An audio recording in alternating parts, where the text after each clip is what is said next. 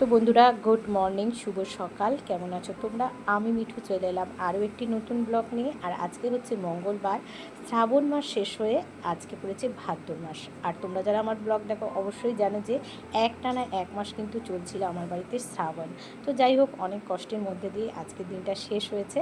বাবা মহাদেবের অনেক আশীর্বাদ শুধু আমার নয়, প্রত্যেকেরই থাকবে যারা যারা আমার ব্লগ দেখেছো। তো যাই হোক, সকাল সকাল আজকে মঙ্গলবার, দেখো কি রেসিপি বানাচ্ছি। এটা বানাচ্ছি আমি বিউলির ডাল, যেটা ফোড়নে আছে মৌরি, শুকনো লঙ্কা, তেজপাতা, হিং আর আদা মৌরি বাটা দিয়ে কিন্তু এখানে গরম গরম আমি বিউলির ডাল বানালাম। এইরকম ডাল দিয়ে কিন্তু গরম গরম ভাত খেতে অসাধারণ লাগে। তো সবটাই আজকে ভেজ রান্না করছি। তো দেখো, ডালটা কিন্তু অলমোস্ট হয়ে গেছে।